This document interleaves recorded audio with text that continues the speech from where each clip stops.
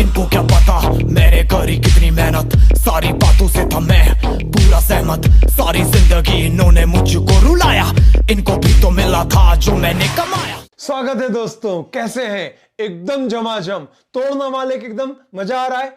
Yes सरकार, एकदम मजा आ रहा है। भयंकर चार्ज अप है। अमित सर को सुनने के बाद, यशवंत सर को सुनने के बाद तो सर क्या माहौल बन गया है, एकदम नेक्स्ट लेवल हो गया है। हम लोग CA intermediate paper number 1 that is accounting discuss करने जा रहे हैं। अकाउंटिंग का श्री गणेश करने जा रहे हैं। और अकाउंटिंग के इस सब्जेक्ट में सबसे अच्छी बात यह है कि बड़े आसान आसान से क्यूटीपाई चैप्टर्स आपका यहां इंतजार कर रहे हैं। अच्छा, इसका एक प्रो लेवल है and that is advance accounts, वो भी मैं आपको पढ़ाने वाला हूं। ठीक है, उसमें हमारे थोड़े से अच्छे प्रो लेवल के चैप्टर्स हैं, जैसे कंसोलिडेशन है, अमलगमेशन है, रिकंस्ट्रक्शन है, लिक्विडेशन है। यहां एकदम क्यूटीफाई, जैसे बोले इन्वेस्टमेंट, जैसे इंश्योरेंस क्लेम, जैसे हायर परचेज, जैसे डिपार्टमेंट, जैसे ब्रांच। यस, ये छोटे छोटे चैप्टर्स, छोटे नहीं है इतने भी, लेकिन हाँ ऐसे भी बात नहीं है, मजा आएगा कुल मिला के यार। और यार ये सब्जेक्ट जो है ना, वो आपको 100 में से कम से कम 85 तो देके जाएगा। ये मेरी कैपेबिलिटी है, ये मैं आपकी नहीं बोल रहा, ये मेरी कैपेबिलिटी है। इतना तो मैं आपको रगड़ दूंगा, घिस दूंगा, यस, कि आपके 85 तो आएंगे। अब आप में कितनी दम है कि आप इस 85 को कहां तक ले जाना चाहते हैं? 89, 90, 95, 96, 99 और इवन 100। यस, 100 आते हैं और मेरे बच्चों के आए हैं, तो कोई बहुत बड़ा टास्क नहीं है। अकाउंट्स में 100 आउट ऑफ 100 लाना भी पॉसिबल है और बिल्कुल है। उसका रीजन है सबसे बड़ा, मालूम क्या? यहां पर एक सिंगल थ्योरेटिकल क्वेश्चन नहीं है। क्या बात कर रहे हैं सर, एक भी थ्योरी नहीं? हाँ भैया हाँ, इसमें कोई थ्योरी नहीं है, यानी 100 के 100 पूरे प्रैक्टिकल।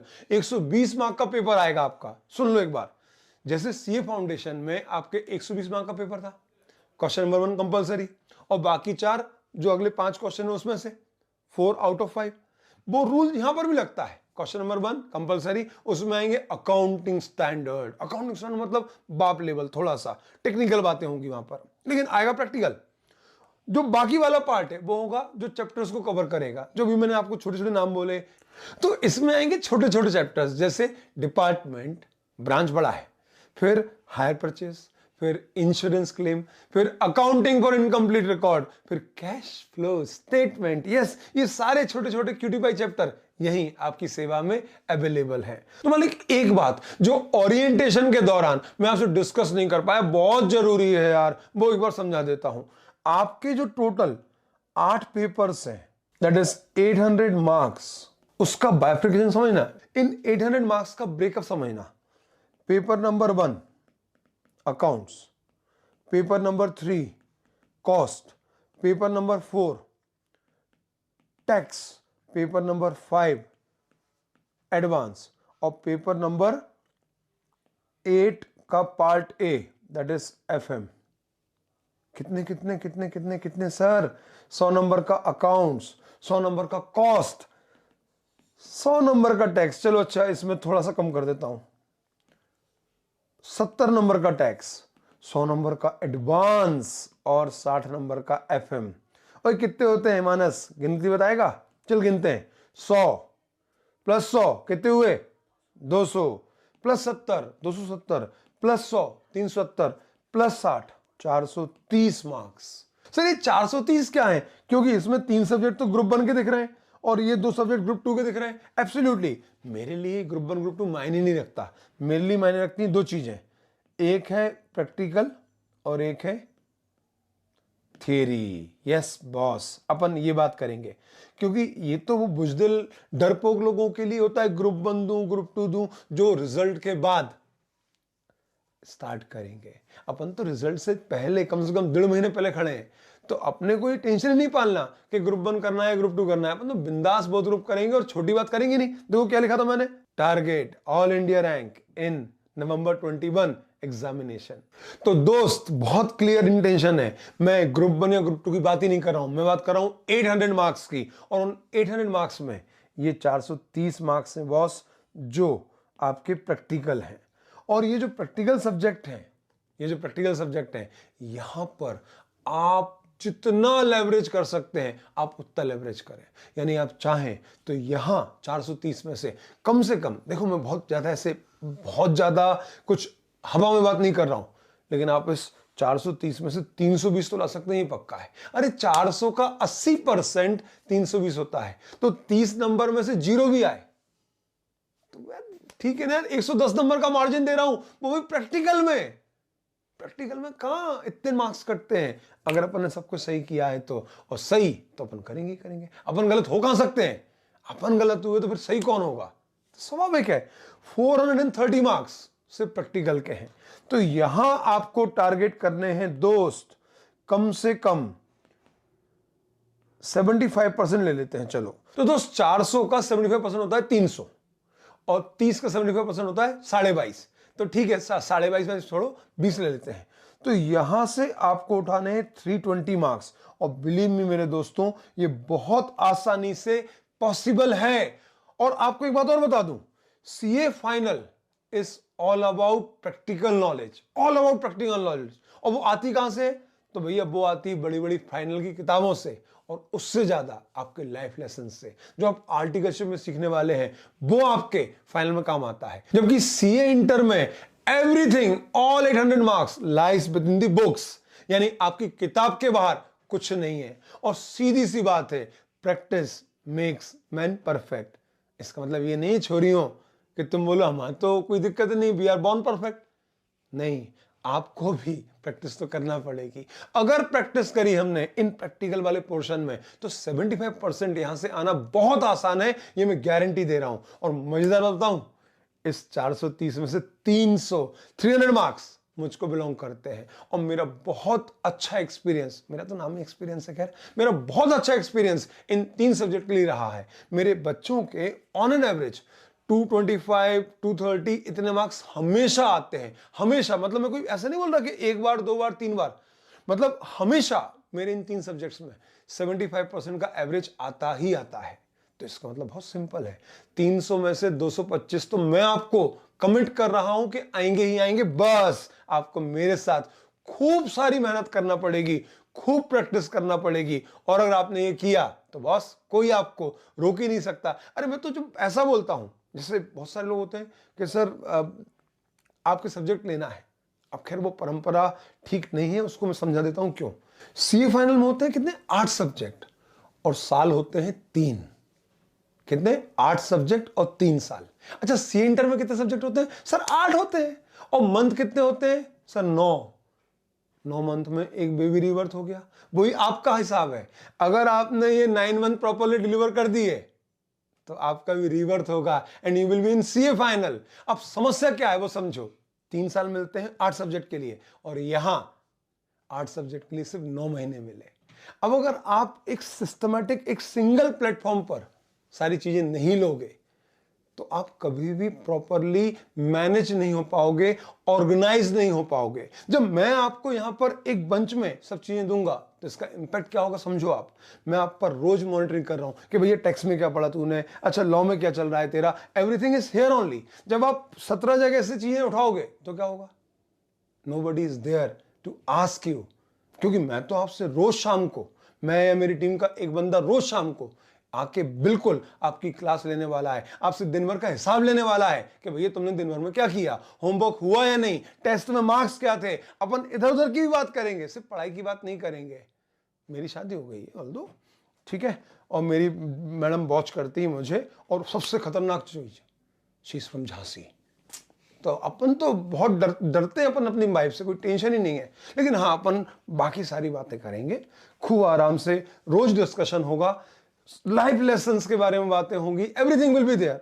और डाउट्स तो यार होंगे ही होंगे यार, उसमें कोई कहने वाली बात है क्या यार। 2 तरह के ग्रुप बनेंगे अपने, एक ग्रुप जो स्टूडेंट्स का ग्रुप होगा, और दूसरा ग्रुप होगा आपका स्टूडेंट एंड फैकल्टी का। तो आप लोग जब दिन में अपने आपस में डाउट डिस्कस करेंगे, वो बहुत जरूरी है, जबरदस्त है वो, क्योंकि उससे आपकी लॉजिकल पावर बढ़ती है। उससे कहीं ना कहीं जब एक बंदे ने डाउट दिया और दूसरा बंदा उसको सॉल्व कर रहा है, तीसरा बंदा उसको क्रॉस कर रहा है, तो आपके डिस्कशन होंगे और ये चीजें बड़ी मैटर करेंगी। और ये लिटरली बोल रहा हूं, ये जो सारी चीजें ना, इनके बेस पर ही आर्टिकलशिप में आपका एवेल्यूशन होता है कि आप कितने लॉजिकल अपनी बात रखते हैं, कितना कन्विंसिंग पावर आपके पास है। और फिर जो दूसरा ग्रुप होगा जिसमें फैकल्टीज और स्टूडेंट होंगे, तो उसमें भी आप अपने डाउट्स डालेंगे और फैकल्टीज आपको with in a day doubt solve करेगी ही करेगी।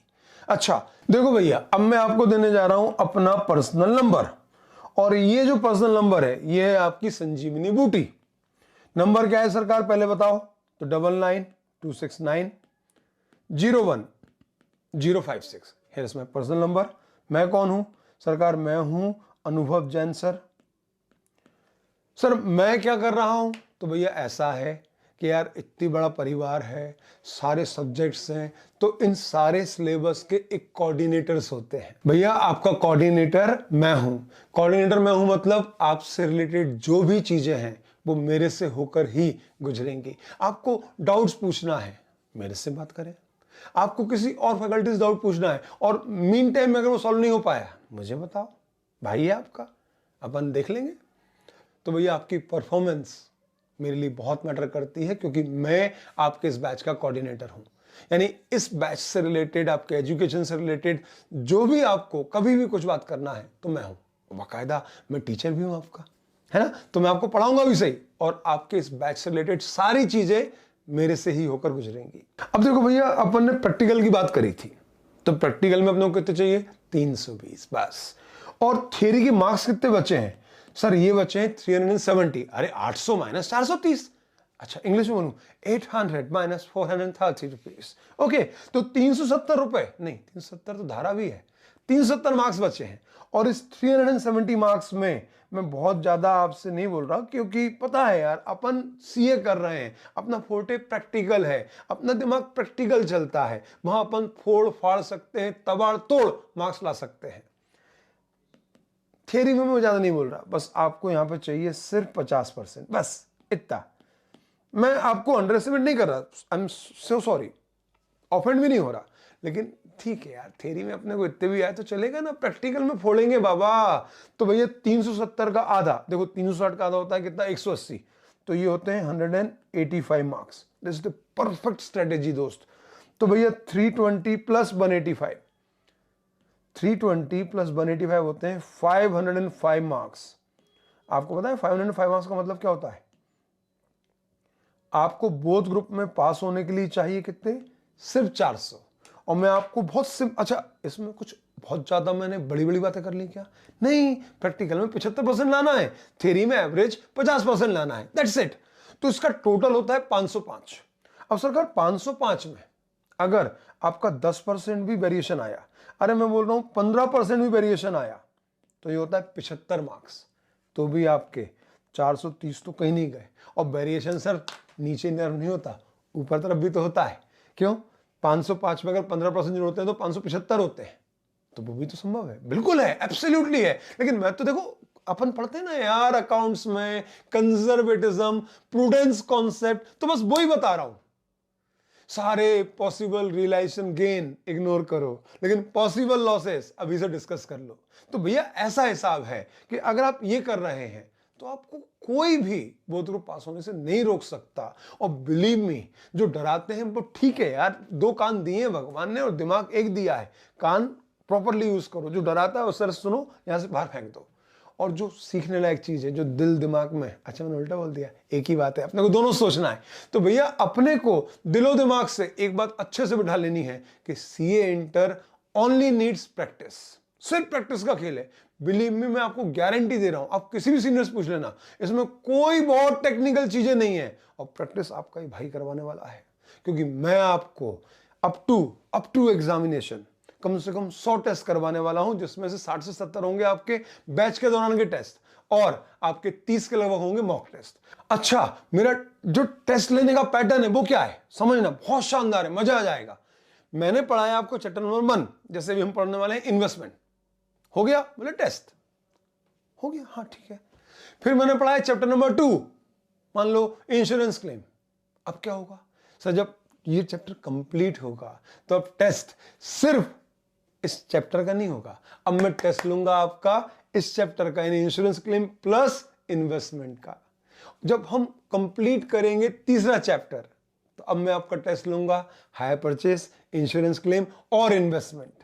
जब चौथा चैप्टर खत्म होगा तब मैं आपका टेस्ट लूंगा, मान लो department, hire purchase, insurance claim and investment. अब 4 बार अगर मैंने आपसे एक पर्टिकुलर चैप्टर का टेस्ट ले लिया तो बिलीव मी आपको इतने अच्छे से रटा जाएगा कि सोते में कोई एक चमकड़ मारे, जो चमकड़ मतलब थप्पड़, और आपसे पूछे पता है इसमें क्या होता है, आप तोते की तरह फटफट फटफट फटफट चालू हो जाओगे।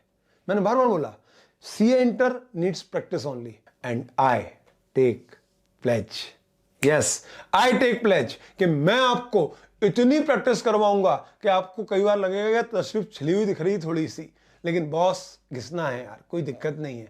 वैसे भी देखो आपके जीवन में अभी कोई बहुत ज्यादा लक्ष्य है नहीं, वो लक्ष्य नहीं है भैया, वो तो मंजिल है ना। हाँ तो भैया लक्ष्य नहीं है ज्यादा अपने जीवन में, सिर्फ एक ही है, वो है अभी पढ़ाई, और पढ़ाई का ये समय है। आपसे मैं बोलूं कि यार आज मैं 42 साल का हूं और तो मैं आज भी 4 घंटे पढ़ता हूं, आई एम 42 हूं। मैं आपसे बोलूं कि यार एक बंदा है जो 40 साल में, 50 साल में, 60 साल में पढ़ना चाहता है, पढ़ सकता है, लेकिन 99% लोग तो नहीं पढ़ सकते, क्योंकि पढ़ाई का एक पर्टिकुलर टाइम है बॉस। ऐसा नहीं है कि आप कभी भी पढ़ सकते हो। आपके जीवन में हर चीज के फेस है फेस। आपकी जवानी चालू हो रही है, पता है, मेरी तो देखो कितनी सारी फूट गई, ठीक है, लेकिन आप अभी 18 के हो रहे हैं, 18 में आ गए हैं, 18 के हो गए हैं, और आप 30 साल तक जवान रहोगे। आपको अपने जीवन के अभी 3 या 4 साल देने हैं। देखो जवानी का जो आनंद है वो पैसे के साथ में और अच्छा आता है। तो अभी अपने पास सिर्फ जवानी है, पैसे वैसे नहीं है। पैसे क्या पिताजी के जलाए तो जलाए यार, खुद के कमाए तो कमाए ना यार। तो कोशिश क्या करना है कि भैया सी इंटर में आ गए, यहां से 9 मंथ के बाद एक रिवर्थ होगा, उसके बाद 2.5 साल बाद सीए फाइनल का एग्जाम देने मिल जाएगा। सर 3 साल या 2.5 साल, भैया आरटी का शिफ्ट 2.5 साल की अगर कंप्लीट हो जाती है तो फाइनल का अटेम्प्ट 6 महीने पहले देने को मिल जाता है। तो भैया ऐसा है कि अगर हम यहां से गिने तो 4 साल है। अभी आप 18 के आसपास हैं, 18 + 4 जोड़े तो कितने हुए, 22। तो 22 में तो आपकी जवानी निखर के आएगी एकदम यूं झमाझम। तो अभी का टेंशन है यार, अभी सिर्फ क्या करें, जवानी भी है, पढ़ाई भी है। तो भैया आपको चूज करना है करियर या मस्ती। मस्ती आप 22 की एज में भी कर सकते हैं, बिलीव मी, उस समय आपके पास पैसे भी होंगे खुद के। तो ये वो टाइम है जब आपके पास डिस्ट्रैक्शन बहुत सारा होगा, बहुत सारा होगा। अब ये आपको डिसाइड करना है कि ये अगले 4 साल आप मेहनत के साथ गुजारते हुए रेस्ट ऑफ द लाइफ मस्ती में जीना चाहेंगे, या अभी मस्ती करें और रेस्ट ऑफ द लाइफ मेहनत करना चाहेंगे। सर ऐसा नहीं है कि मैं आपसे बोल रहा हूं कि 4 साल बाद सब कुछ एकदम हरारा हो जाएगा, सीए बने तो बिल्कुल आप घर से बाहर निकले तो रेड कारपेट बिछ जाएगा, पूरी दुनिया आपको अपने साथ जोड़ने के लिए मर रही होगी, वो वाइटेड जूनियर वाला एड, दुनिया भर में से आए हैं पकड़ पकड़ के फ्लाइट। ऐसा कुछ नहीं होने वाला, हाँ बिलीव करो, ऐसा कुछ नहीं होने वाला। आप सीए बनोगे, सीए बनोगे, अगले दिन उठोगे तो सीए उगाएंगे। समझो सीए बनने के बाद अगर आप जल्दी सीए बन गए तो आपके पास जो करियर बिल्डअप का समय होगा वो अच्छा होगा, आपके पास पैसे बहुत अच्छे आएंगे अगर आप जल्दी जल्दी सीए बनते हैं, एक एक शॉट में सीए बनते हैं।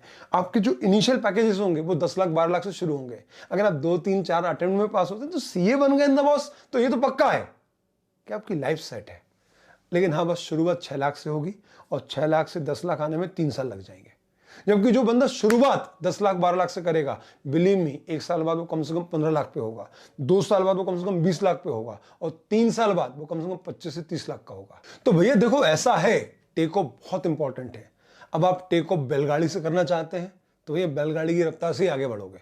अगर आप फ्लाइट की रफ्तार से टेक ऑफ करना चाहते हैं, रॉकेट की रफ्तार से टेक ऑफ करना चाहते हैं, तो भैया रॉकेट जब ऐसे भगता है ना ऊपर तेजी से, तो पीछे उसके बहुत सारा फ्यूल जलता है पिछवाड़े में, भयंकर वाला, ऐसे पूरे, अरे मिशन मंगल देखी कि नहीं देखी, पूरे में आग ही आग, आग ही आग हो जाती है। तो वो चाहिए, जलती रहना चाहिए दिल में, हाँ ठीक है, दिल में आग जलती रहना चाहिए।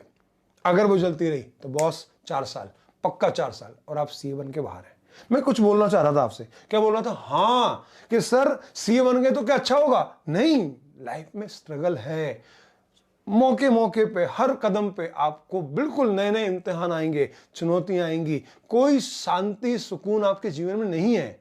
बस एक बात ध्यान रखना, वो तो तब भी है जब आप 6 साल में सीए बने, तब भी है जब 4 साल में सीए बने। लेकिन जब मैं 4 साल में सीए बनता हूं और मेरे पास ये सब चीजें हैं और एक फाइनेंशियल स्टेबिलिटी आती है, फाइनेंशियल स्ट्रेंथ आती है। तो मैं खर्चे करते समय सोचता नहीं हूँ। अगर मैं चाह रहा हूँ कि हाँ मैं 10,000 की टी शर्ट पहनूं तो उस समय मुझे सोचना ना पड़े। जब मेरी मैडम बोले कि यार 4 लाख का नेकलेस है तो मुझे बोलना ना पड़े कि यार अगले महीने देखेंगे, अरे तेरी अभी तो बर्थडे भी आने वाली है। मुझे ये ना सोचना पड़े कि अनुभव जैन जब हर 2.5 साल में गाड़ी बदलता है और 30 लाख की गाड़ी ले रहा है तो वो सोचे ना कि यार 30 लाख की है, इस बार सोचूं क्या। बस अंतर इतना आएगा। मैं ये नहीं बोल रहा कि आपके जीवन में कठिनाइयां चुनौतियां कम हो जाएंगी, वो रहेंगी। और भैया जीवित हैं तो यस, चुनौतियां जरूरी हैं, यही तो आगे बढ़ाती हैं। अगर आप संतुष्ट हो गए तो ग्रोथ नहीं है बॉस। ग्रोथ तभी है जब अंदर आग जल रही है और अपने आप से असंतुष्ट हैं, but with piece of mind. मैं ये नहीं बोल रहा हूं कि असंतुष्ट है तो मतलब पागल हो गए, ना घर ना परिवार ना कुछ, नहीं, ये सब चीजें बैलेंस करना है, लेकिन never satisfied with your self, at least in prospect of wealth, at least in prospect of growth. Growth रुक गई तो बॉस आदमी खत्म है यार, मेरे हिसाब से फिर नहीं। अनुभव जैन ने जब पहली बार पढ़ाना शुरू करा तब उसने हार्डली 4 बच्चे पढ़ाए थे। 3 साल में आते आते उसने कुछ 50 बच्चे पढ़ाए थे।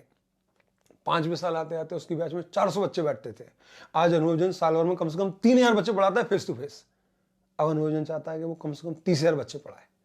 ये भूख चाहिए, और ये जो रिजल्ट आ रहे हैं ये ऐसे नहीं आ रहे हैं मेरे लिए, मैं मेहनत कर रहा हूं। अभी भी जब मैं आप लोगों को पढ़ाता हूं तो कम से कम 5 से 6 घंटे की मेरी टीचिंग आवर्स है। इसके बाद मैं कम से कम 8 घंटे डाउट सॉल्व करता हूं और कम से कम 4 घंटे आज भी खुद के लिए पढ़ता हूं। आज भी मैं 5 घंटे से ज्यादा कभी नहीं सोता, बिलीव मी। और आपको जब मैं एक लेक्चर डिलीवर करता हूं ना तो वो 45 मिनट के लेक्चर के लिए मैं 3 घंटे यहाँ पे खड़े होता हूं, तब वो लेक्चर आता है। तो आप ये समझो, अगर मैं इन द एज ऑफ 42 इतनी मेहनत कर सकता हूं तो यार आप तो मेरे से आधी उम्र के नहीं हो। आपका जोश मेरे से 2 गुना है। आपका बॉडी इस पॉइंट ऑफ टाइम पर जितना कष्ट चाहो उतना कष्ट झेल सकती है, बिलीव मी दोस्त। जब मैंने पढ़ाना शुरू किया था तो यार सबका करियर ऐसे स्टार्ट होता है, खासतौर से टीचिंग का। तो मेरी क्लास में 4-5 बच्चा बोला सर सुबह 7 बजे क्लास है, अरे डन, मैं आ रहा हूं। तो मैं सुबह 7 से लेकर 12 बजे तक क्लास पढ़ाता था।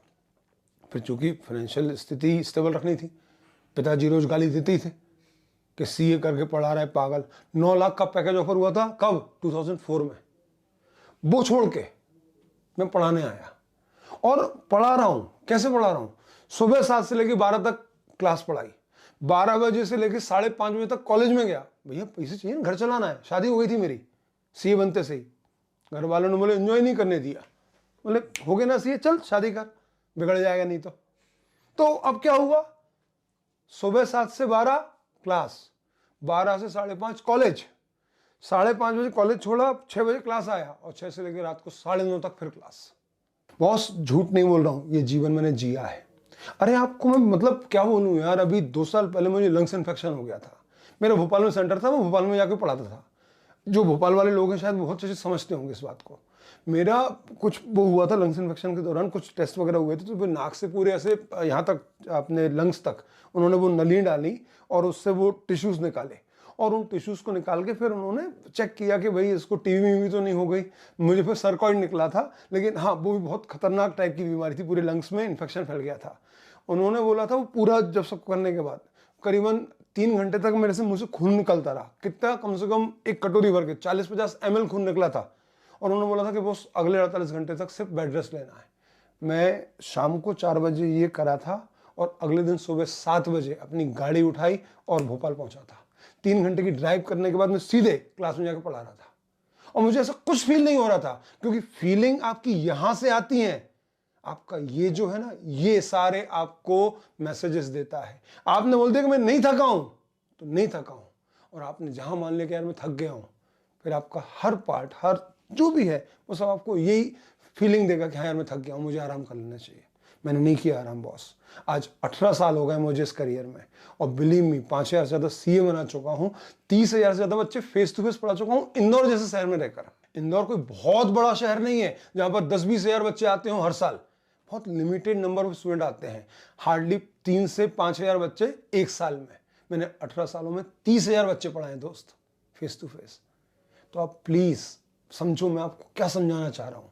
ये जो फेस है 9 मंथ का, इस समय आपको बिल्कुल ये मान के चलना है कि भैया मैंने इन 9 मंथ के लिए अपने आप को रिबाउंड करना है, और जब मुझे रिबाउंड करना है तो बॉस उसकी एक प्रोसेस होती है और उस प्रोसेस से आपको गुजरना पड़ेगा। आपको बिल्कुल दुनिया से आइसोलेट होना पड़ेगा। मैं बोल रहा हूँ, भले कोई कुछ भी बोले, मस्ती करेंगे और ये सब करेंगे, सब बातें हैं दोस्त। ये 9 मंथ के बाद का जो रिग्रेट है ना, बहुत सारे लोगों को होता है। और अपने सुना है ना 20% रिजल्ट आता है। क्या वो जो 80% फेल होते हैं, क्या वो 30%, 40%, 50% वाले थे क्या? अरे सीए ज्वाइन करता वही बच्चा है जिसको लगता है कि मेरे में दम है। आड़ा टेढ़ा नत्थु वगैरह नहीं करता साहब सीए ज्वाइन।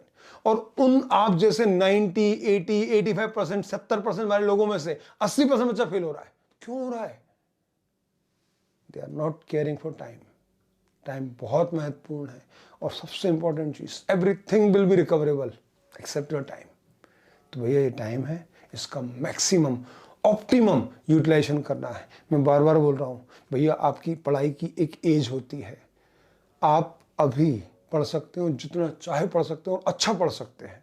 लेकिन अगर आप सोचो कि मैं इन द एज ऑफ 70 पढ़ाई करूंगा तो नहीं हो पाएगा लल्ला। 60, 50, 40, 30 की एज में भी नहीं पढ़ाई होती यार। मैं तो चूंकि पढ़ा रहा था इसलिए मुझे अपने आप को अपडेट करना था, इसलिए मैं पढ़ रहा था।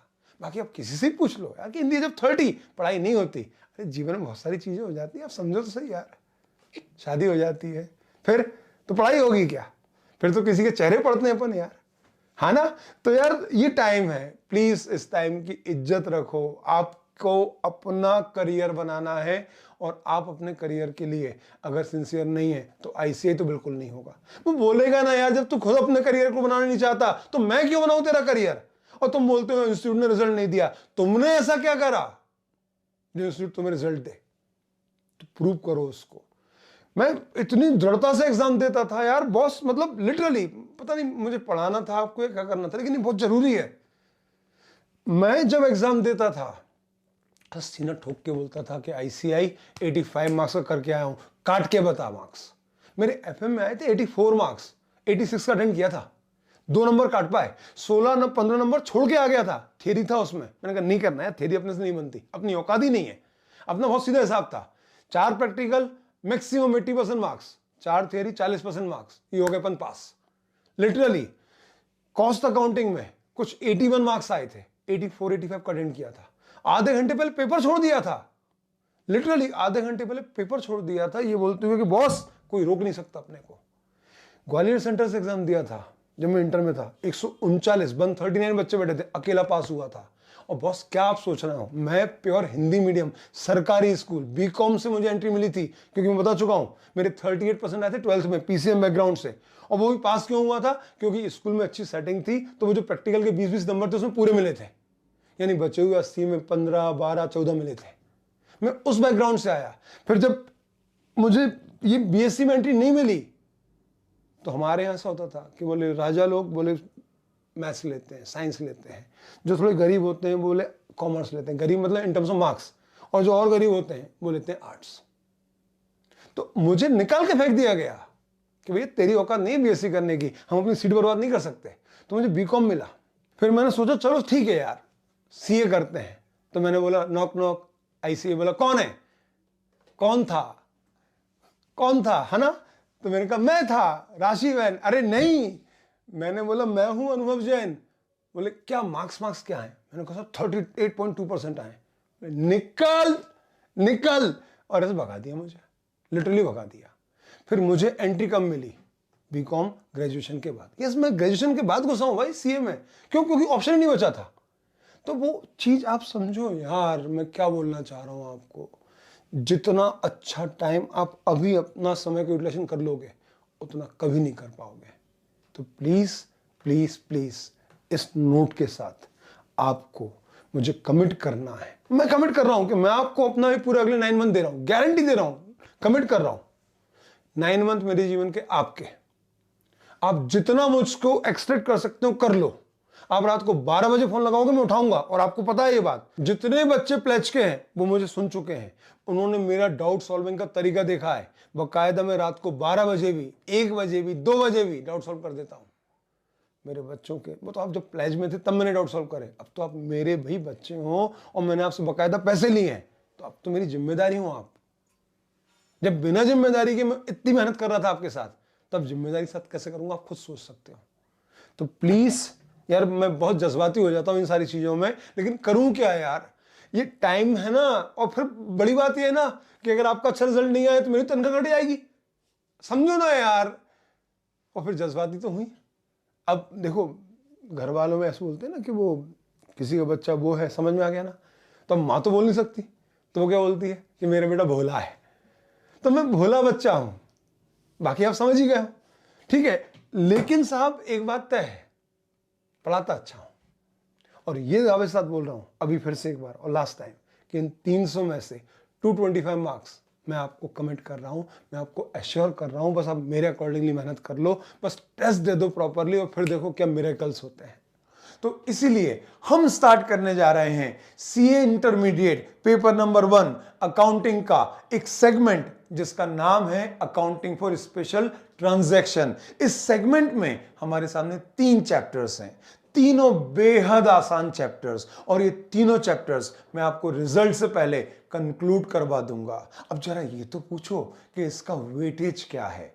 तो मालिक, इसका वेटेज है कि एग्जाम में ये 3 चैप्टर्स 20 to 25 मार्क्स के लिए पूछे जाने वाले हैं। ऑन एन एवरेज 24 मार्क्स के लिए ये एग्जाम में आएंगे। यानी up to your results of CA foundation आपके हाथ में सीए इंटर अकाउंट्स के 24 मार्क्स होंगे। 25% के अप्रोक्स आपका सिलेबस कंक्लूड होगा as far as your marks are concern. तो चलिए स्टार्ट करते हैं हम अपना पहला चैप्टर इस accounting for special transaction segment से, और उस चैप्टर का नाम है अकाउंटिंग फॉर इन्वेस्टमेंट।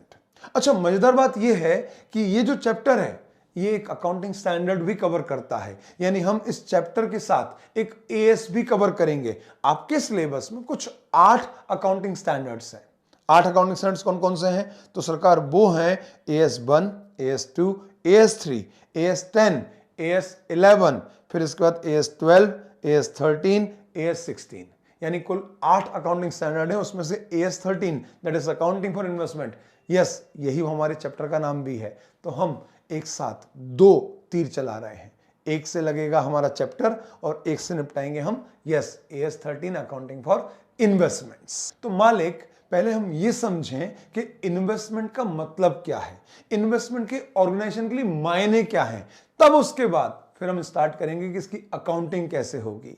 ठीक है, तो सबसे पहले इन्वेस्टमेंट समझने का प्रयास करते हैं, और उसके लिए मैं आपको लेकर जा रहा हूं हमारे विद्योदय के बैलेंस शीट पे, विद्योदय के फाइनल अकाउंट्स पे। तो देखो, ऐसा है कि कुछ साल पहले हमने और हमारी टीम ने, जिसमें जो कोर फैकल्टी मेंबर्स हैं, मैं हूं, गौरव सर हैं, चेतन मंत्री सर हैं, प्रतीक सर हैं, मेहुल सर हैं, आयुष विजयवर्गीय सर हैं, हम सब ने मिलकर इस ऑर्गेनाइजेशन को स्टार्ट किया। और इस ऑर्गेनाइजेशन में मान लो हमने 100 लाख रुपीस इन्वेस्ट करे। 100 लाख रुपीस मतलब 1 करोड़ रुपए इन्वेस्ट किए। हमने इस कंपनी की शेयर कैपिटल में सब्सक्राइब करा और इस ऑर्गेनाइजेशन को, जिसका नाम है विद्योदय एजुकेशन प्राइवेट लिमिटेड, इसे 1 करोड़ रुपए का फंड प्रोवाइड किया। तो जब फंड प्रोवाइड किया तो विद्योदय की बुक्स में क्या एंट्री हुई होगी? तो विद्योदय ने बोला कि सरकार, हमको पैसा मिला है फ्रॉम द प्रोमोटर्स, और प्रोमोटर्स को हमने इसके बदले में 1 करोड़ रुपए के शेयर इश्यू किए। तो विद्योदय की बैलेंस शीट में अगर मैं इस पॉइंट ऑफ टाइम में बैलेंस शीट बनाऊं तो शेयर कैपिटल के नाम पर 100 लाख रुपीस इकट्ठे हो गए, और कैश एंड कैश इक्विवेलेंट में भी 100 लाख रुपीस आ गए। अब ये 100 लाख रुपीस ऐसे ही पड़े रहेंगे या इसका कुछ यूज करोगे? तो डेफिनेटली इसका कुछ यूज होगा। अब यूज क्या होगा? तो डेफिनेटली क्लास पढ़ाना है, तो क्लास के लिए एक इंफ्रास्ट्रक्चर चाहिए, फर्नीचर चाहिए, प्रोजेक्टर्स चाहिए, व्हाइट बोर्ड चाहिए, कंप्यूटर्स चाहिए, each and everything which is required to run a class, हम वो सब लेकर आए। और मान लो उस पूरे एक्टिविटी में हमारे 40 लाख रुपए खर्च हो गए। तब 40 लाख रुपए से हमारा कैश कम हो गया, कैपिटल तो भी वही है, क्योंकि हमने जो यूज किया वो कैश था, और उसके बदले में एक नई एसेट्स पिक्चर में आ गई, और उसका हमने नाम रखा non current assets, fix assets. तो हमारे पास अब फिक्स एसेट्स आ गई 40 लाख रुपए की, और हमारा कैश कम हो गया 40 लाख से, यानी अब हमारा कैश बचा 60 लाख रुपीस। ठीक है सरकार। अच्छा, अब क्लास चालू करेंगे? बोले हाँ। तो क्लास चालू ऐसे कर देंगे, बच्चे अपने आप आ जाएंगे या उसके लिए थोड़ा सा और आपको प्रमोशनल एक्सपेंसेस खर्च करने पड़ेंगे, मार्केटिंग करना पड़ेगी? हाँ सर, ये सब करना पड़ेगा। तो अब उस बचे हुए 60 लाख रुपए में से हमने 20 लाख रुपए और खर्च करे और उसको हमने नाम दिया ऑपरेटिंग एक्सपेंसेस, यानी हमारे बिजनेस को रन करने के लिए डे टू डे बेसिस पर हमें बिजनेस को चलाने के लिए ये खर्चा हमने कर दिया। ठीक है, अब क्लास चालू हुई तो हमारे पास आई फीसेस। हाँ, पढ़ाएंगे तो फीस आएगी ना, बिल्कुल। तो हमारे पास फीस आई, तो पहले साल हमारे पास मान लो 50 लाख रुपए की फीस आई। ठीक है, अब इस 50 लाख रुपए की फीस के अगेंस्ट हमें फैकल्टीज को भी तो पे करना पड़ेगा, भैया हमारे भी तो घर और बार है ना। तो फिर फैकल्टीज को इस 50 लाख में से 25 लाख रुपए पे कर दिए गए।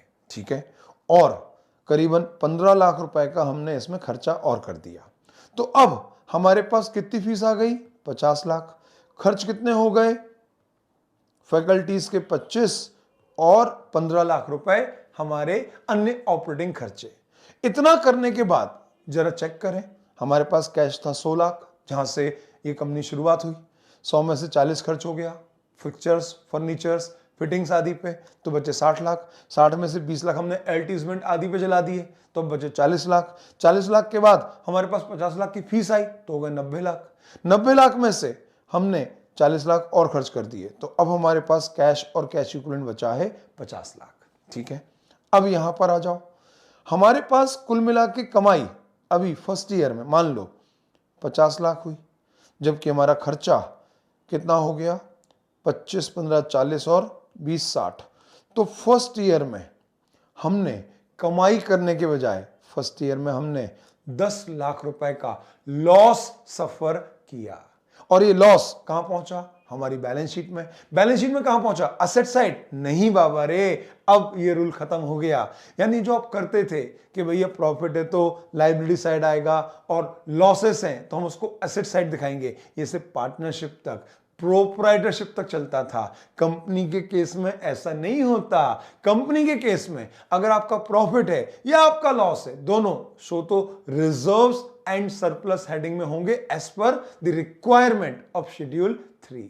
तो मैंने अपनी बैलेंस शीट में रिजर्व सरप्लस में नेगेटिव 10 लाख रुपए शो करे। तो जब 31 मार्च 2020 को हमारी पहली बैलेंस शीट बनी तो उसका लायबिलिटी का टोटल था शेयर कैपिटल 100 लाख और रिजर्व सरप्लस नेगेटिव 10 लाख, इसलिए टोटल 90 लाख आया। हमने पहले साल कोई बोरोविंग नहीं ली, कोई लोन नहीं लिया, कोई डिबेंचर इश्यू नहीं किए हैं। प्राइवेट लिमिटेड कंपनी कब से डिबेंचर इशू करने लगी? भैया कर सकते हैं, पब्लिक को ऑफर नहीं कर सकते लेकिन डिबेंचर इशू कर सकते हैं। तो मालिक अब जरा देखें, हमारी बैलेंस शीट में लायबिलिटी साइड टोटल आया 90 लाख और असेट साइड 40 और 50, ये भी हो गया 90 लाख। ठीक है, अब जो हमारा इनिशियली कैपिटल एक्सपेंडिचर में खर्चा होना था वो पूरा हो चुका है। यानी अब हमको बार बार कोई नए प्लांट, मशीन, फर्नीचर कुछ नहीं लाना, क्योंकि सारे क्लासरूम में एकदम ए क्लास फर्नीचर लग चुका है, हमारा ए क्लास रिसेप्शन बन चुका है, हमारा ए क्लास डाउट सॉल्विंग रूम बन चुका है, हमारे पास सारे रूम्स में प्रोजेक्टर लग चुके हैं, सारे रूम्स में कंप्यूटर लग चुके हैं, सारी फैकल्टी के हाथ में आईपैड आ चुके हैं। यानी अब हमें अगले 2-3 साल तक कोई ऐसा वाला खर्चा नहीं करना है। ठीक है, अब हमने सेकेंड ईयर में फिर से और पढ़ाना शुरू किया। तो सेकेंड ईयर में इस बार हमारे पास 200 लाख रुपए की फीस आई। 200 लाख में मतलब 2 करोड़, बहुत छोटा अमाउंट है। आप अगर विजुलाइज करोगे तो कोई दम नहीं है। अब 2 करोड़ की तो फीस आई, इसके अलावा हमने 10 लाख रुपए की अपनी बुक्स भी बेची। हमने इतने अच्छे नोट्स बनाए थे तो हमने कहा क्यों ना जो लोग हमें ज्वाइन नहीं कर रहे लेकिन हमारे नोट्स खरीदना चाहते हैं तो वो नोट्स खरीद लें।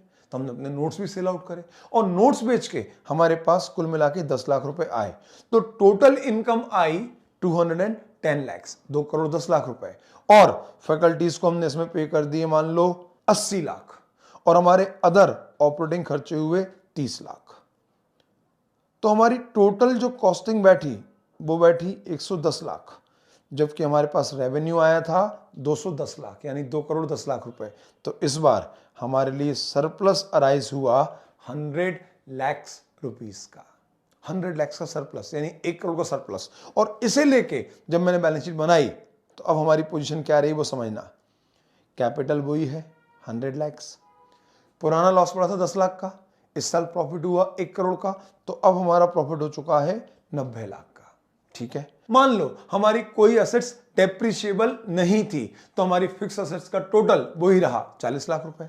अब मेरे पास इतना पैसा आया, पहले से पड़ा था 50 लाख, तो 50 लाख प्लस 210 लाख, तो कैश हो गया 260, माइनस खर्च कितना हो गया 110, तो टोटल फिर से 50 और 210, 260, 260 माइनस 110, यानी मेरे पास 150 लाख रुपए का कैश सरप्लस जनरेट हो गया।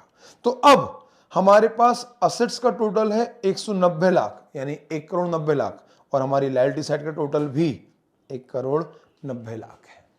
अब बहुत ध्यान से सुनिएगा, मैं कुछ बैकग्राउंड चेंज करने जा रहा हूं। थर्ड ईयर में हमारी सेल हुई 5 करोड़ रुपए, हमारी बुक्स बिकी 50 लाख रुपए की, और हमारा टोटल इनफ्लो आया 550 लाख रुपए, यानी 5.5 करोड़ रुपए।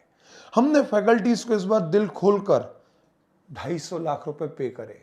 हमने तपस्या की थी, 2 साल तक अपने आप को रगड़ा था, छिला गया था, हाँ समझ गए आप, तशरीफ है। तो अब हमें रिवॉर्ड मिलने का टाइम आ चुका है। तो हमारे पास 250 लाख हमने फैकल्टी को पे करे, 2.5 करोड़, और लगभग 75 लाख रुपए हमारे ऑपरेटिंग के खर्चे हुए, तो ये सब मिला के हो गए 325 लाख। पैसे आए थे 5.5 करोड़ रुपए, खर्च हो गए 3.25 करोड़ रुपए, तो मेरे पास 225 लाख रुपए 2.25 करोड़ का सरप्लस आया। अब ये सरप्लस जब मैंने यहां अपने एग्जिस्टिंग सरप्लस में जोड़ा, तो अब मेरे पास 3.25 करोड़, यानी 3 करोड़ 15 लाख अप्रोक्स का रिजर्व इकट्ठा हो गया है।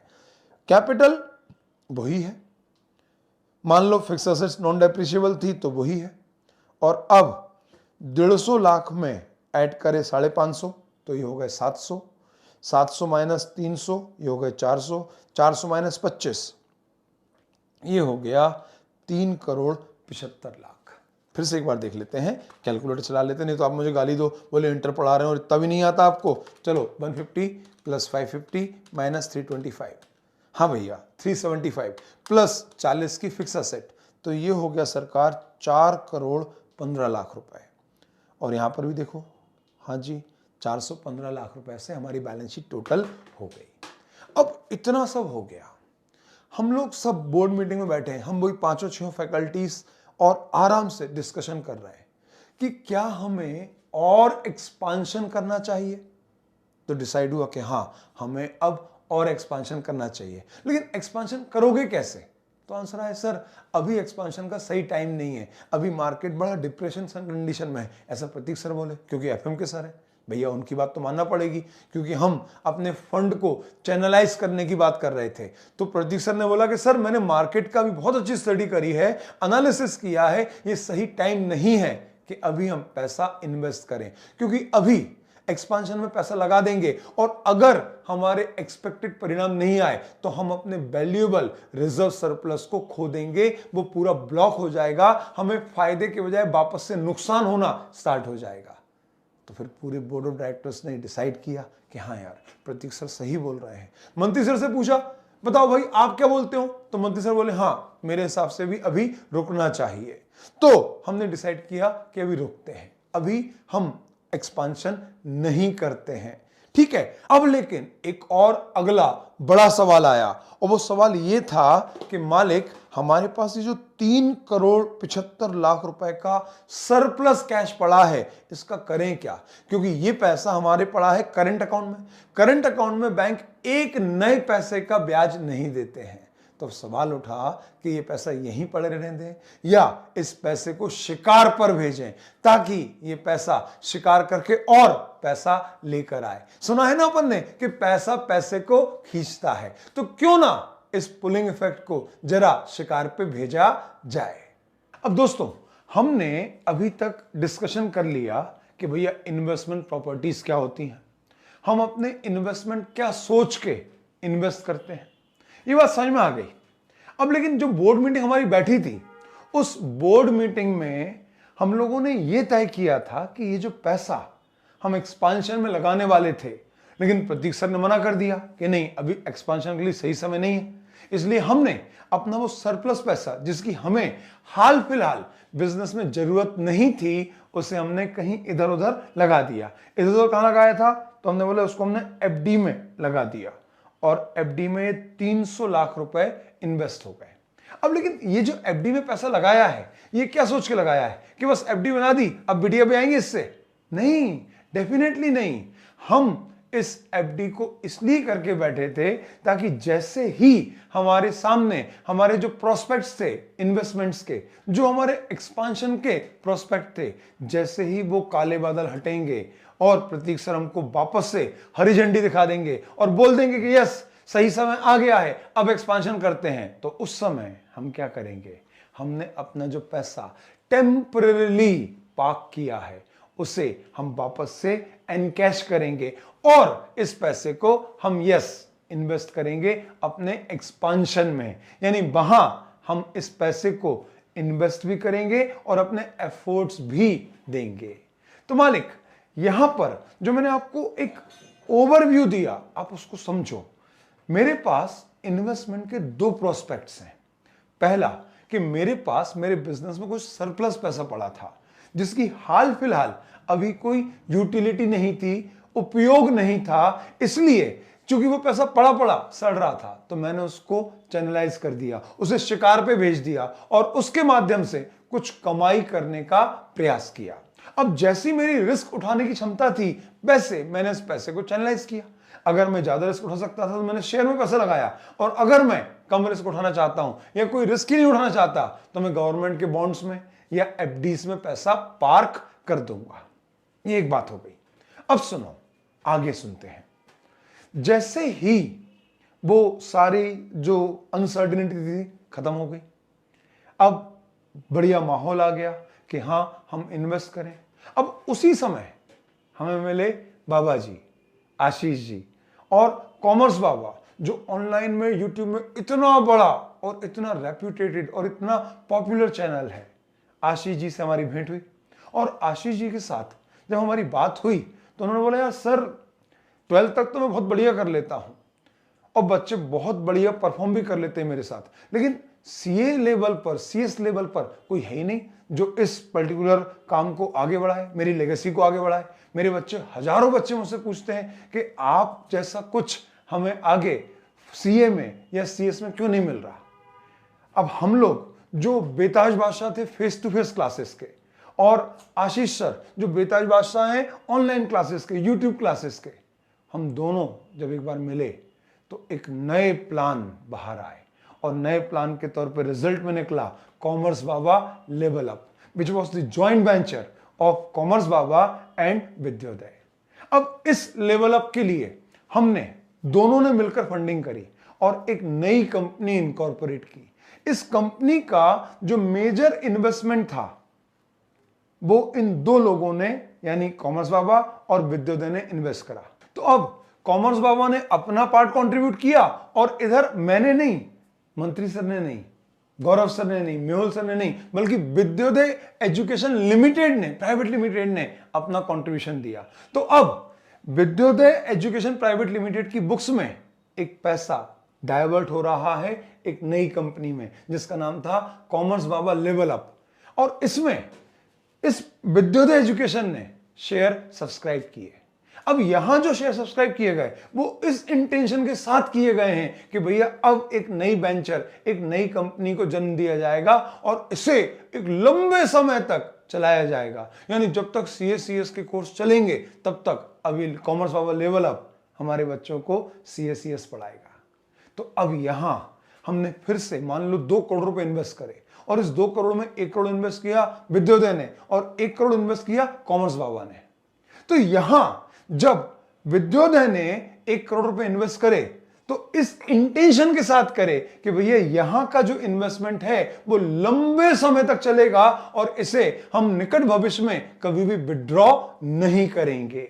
यानी जब हमने टेम्परेरीली अपना सरप्लस पैसा एफडी में लगाया तो वो एक इंटेंशन के साथ लगाया था कि अभी चूंकि कोई हमारे पास अच्छे प्लान नहीं है तो क्यों ना तब तक इस पैसे को पड़े पड़े रहने देने के बजाय कहीं चैनलाइज कर दें ताकि टेम्परेली हमको अदर इनकम जनरेट हो सके। और एक और इन्वेस्टमेंट कर दिया हमने।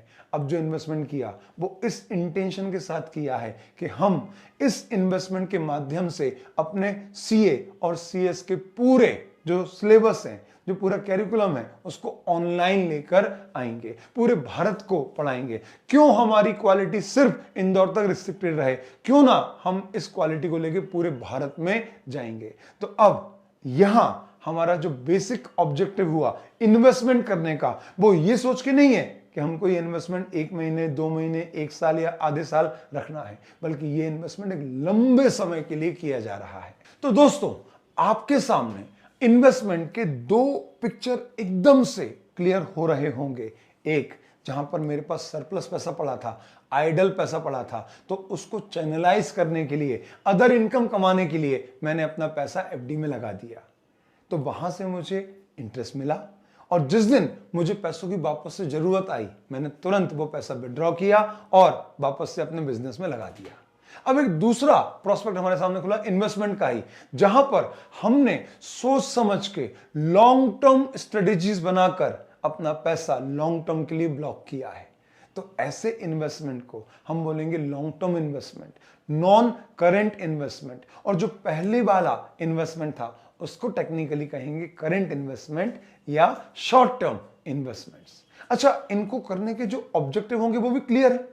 शॉर्ट टर्म इन्वेस्टमेंट को इन्वेस्ट करने का basic objective temporarily other income कमाना था, जबकि जो लॉन्ग टर्म इन्वेस्टमेंट थे, जो कॉमर्स बाबा लेवल अप लिमिटेड में हमने इन्वेस्टमेंट किया, वो स्ट्रेटेजिक इन्वेस्टमेंट था, लॉन्ग टर्म प्रोस्पेक्ट को ध्यान में रखते हुए किया गया इन्वेस्टमेंट था। तो यहां पर ऑब्जेक्टिव अदर इनकम कमाना नहीं है, बल्कि हमारी ही जो ऑपरेटिंग इनकम थी, जो हम फेस टू फेस पढ़ाते थे, अब उसको इस प्लेटफॉर्म के थ्रू हम ऑनलाइन लेकर जा रहे हैं पूरे इंडिया में।